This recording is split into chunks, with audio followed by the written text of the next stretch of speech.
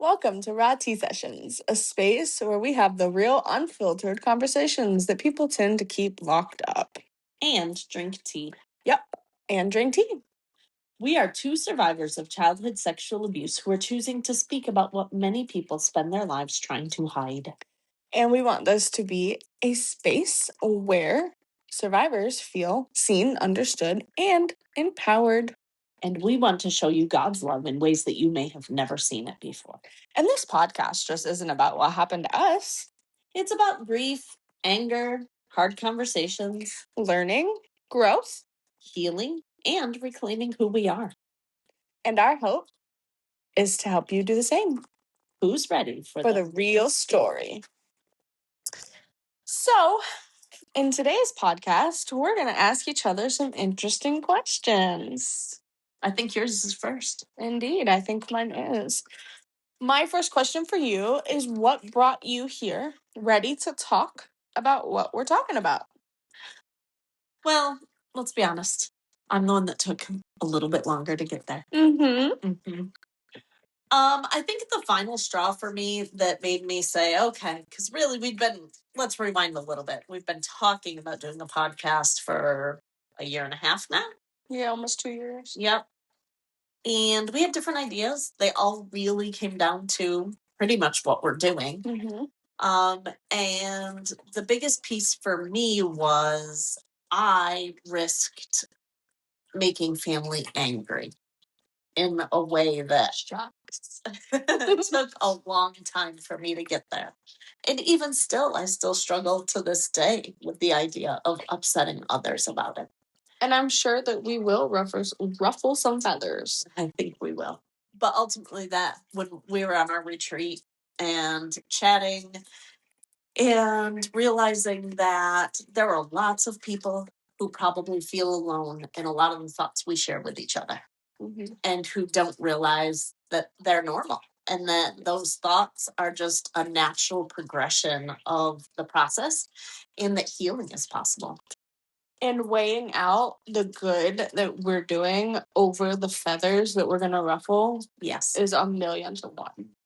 And so when I was talking to you and I was like, you know what, we really should pull the trigger and do it. And then I was even the one that mentioned, and I think we need to do little TikTok social media advertisement with our faces. I know. It was those moments when I said that out loud that I realized my heart was fully committed. Yeah. Even though my brain has many freakouts like you might have just talked me out of right before this current podcast, even though that may be a constant throughout whoever knows how long, my heart was like, well, the benefits that are going to come from this far outweigh the discomfort that might be caused. 100%.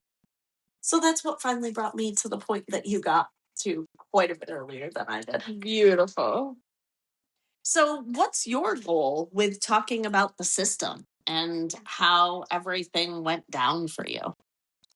Well, recently I have encountered the difficultness, I guess, of the system and how challenging that it can be. We live in a state where after 2014, there is no statutory limitation, but anything before that there is. So when I was finally ready to take action, when my family was in a place where that would be okay, and I could finally get some justice for what happened to me, it was too late. Yeah. And we're going to talk about that next week in more detail, right? Yeah. And I've been turned away, and it's just been so hard. So to talk about the system is just to bring like awareness to how unhelpful it can be. Yes, I agree. And just being able to, again, make people not feel alone in that is going to be quite a process. And people should tune in next week to hear more of your details about that. Yes. So my next question for you is, do you have any hurdles you see being an issue in doing this podcast? I mean, the biggest ones really being what we touched base on already of family and people hearing it. And then just the emotional process, because while we have started an incredible healing journey, it doesn't mean it's over. And it doesn't mean our process isn't going to still get messy at times and still bring up painful things and sometimes have those mini breakdowns right before recording. I don't think healing is ever something that's just done. I think it's something that you have to choose to do every day. It's like loving somebody. Mm-hmm. I very much agree. And my last question for you. Actually, I don't have a surprise question for you at the end that hasn't been written down yet. Oh. But on a more serious note, how do you deal with all the anger that you have toward being a sexual abuse victim and deal with the anger that you have towards your father specifically? That is a loaded question. I mean, the tables are turned. Answer it on the spot. Yeah. Right? Right. You can't, can you? I could, but you go ahead and go first. It was your question. You can't just turn around and say Uno reverse. Try though. No, I think that that there are 3 people constantly living inside me, and that doesn't mean that I have multiple personalities. No. But there are 3 people. It's my childhood self, my teenage self, and my current self. My childhood self wants love and protection. Mm-hmm. My teenage self wants revenge and justice. Mm-hmm. And my current self just wants peace and to throw my hands up and leave it all behind me. So I'm constantly fighting with which one gets to take the controls on my emotions at the time, especially when thinking about what happened and the events and who I was and what I was feeling at the time. And a lot of the times my anger and my seek for justice and revenge so often pokes its head out and it's just like, don't forget about me. Mm-hmm. And I will just be so frustrated and so angry. But then I bring it back down and I take my childhood self and my current self and I'm just like love, protection, and peace. So it's a constant battle. Trust me, I would love to ruin my abuser's life in many, many ways. And it's such an interesting thing because in many ways you and I have some similarities, and then we have things where each of us feel or do things differently or in a different order. And anger isn't something I have fully processed through yet, and it's not a feeling I'm incredibly comfortable with.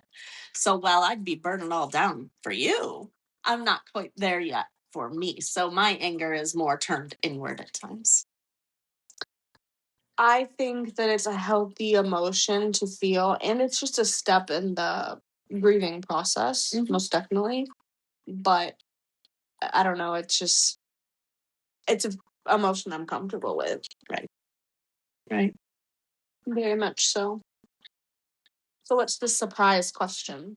So there's a movie being made about Gabrielle's life.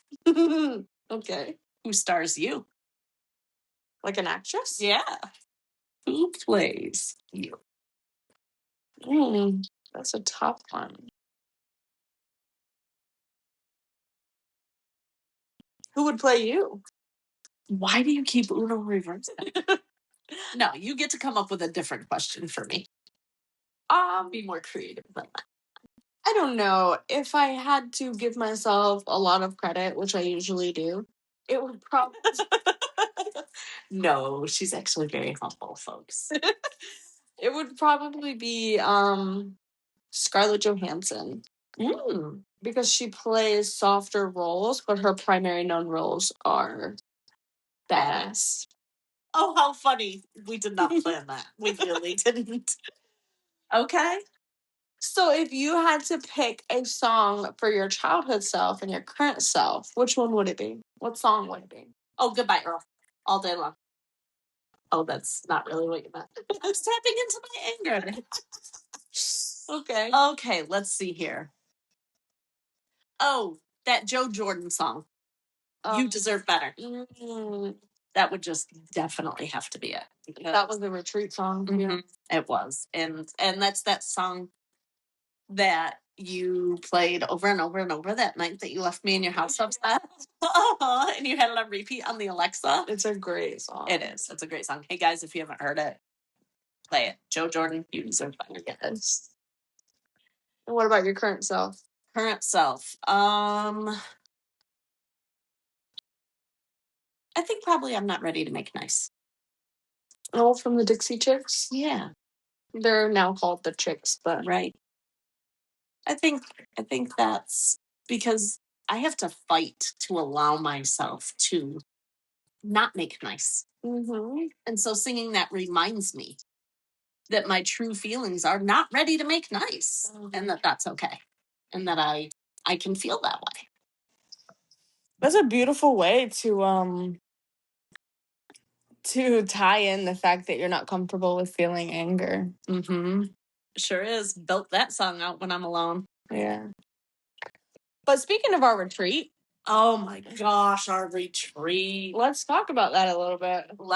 That was so amazing. I could not use enough words that would or could possibly overestimate the powerfulness of that retreat. Oh yeah. I mean, I could not over exaggerate it. There'd be no way. It was healing. It was thought provoking. It was everything we needed. Powerful. It was powerful. So we went on a retreat in February, and it was called Raw Healing Retreat. That's where the idea for this. Our idea had come from them, but our name of it and our finalization of it all came in our hot tub conversations at night. Our podcast is called Raw Tea Sessions. We kind of got the name from the Raw Healing Retreat, and the word raw stands for restoration after warfare, which is so powerful. I never took that word as powerful until I found out what it meant. Restoration? I mean, raw. Raw. Oh, I know. Restoration after warfare? That's beautiful. And really, our retreat, while we definitely took it down this route that is the same topic of our podcast, which is the healing from sexual abuse, it could be applied to any healing, any restoration after any warfare. Oh yeah. And it was extremely restorative. It was extremely. Our first day was about healing our inner child. Mm-hmm. And our second day was to work on ourselves currently. Yes.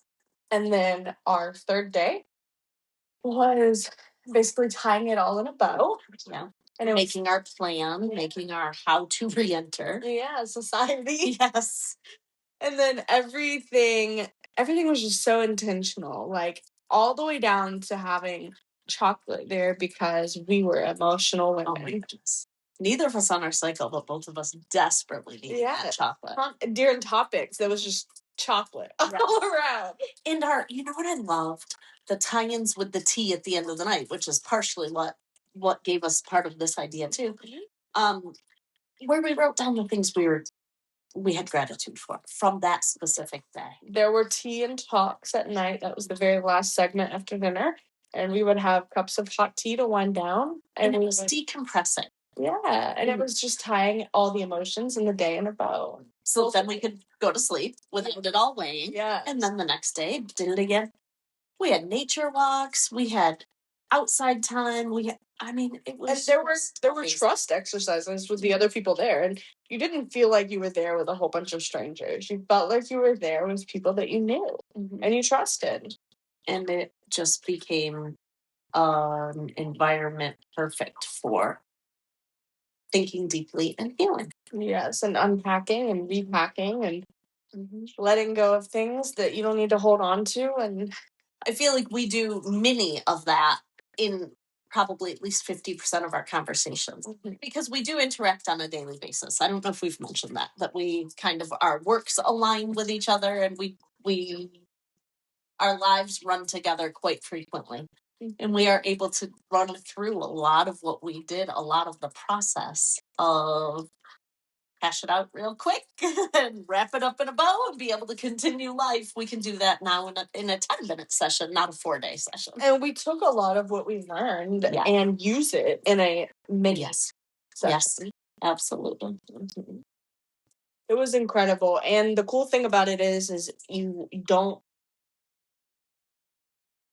have to go and then never go again. It's something that you can go to every 6 months, anytime they have it. And it's exclusive to get into, but it's incredible. It was a really cool thing. I really, again, cannot say enough good about it. And it led us into what we're doing now. And I'm sure in future podcasts we'll talk more about it. And I'm sure. And especially once we figure out what the plans might be for the next one and when that. And if we're going and the things. Yep. Yeah. Cool. Well, let's go back to the idea that we are glad you're here and we will continue this journey together. And if you are a survivor listening to us, we want you to know that you are not alone. So many survivors grow up carrying guilt, shame, and a lot more. And none of that is yours to carry. Healing is possible and worth everything it takes to get there. We love you, God loves you, and we are not giving up on this journey with you. If you or someone you know is a survivor in need of support, the RAIN Network is a great first step. And it's available anytime you need it. You can text HOPE to 64637. If you have any questions or comments, you can find us at Unfiltered Tea Podcast on TikTok. Or our email, rawteasessions@gmail.com. Until next time. See ya. Bye.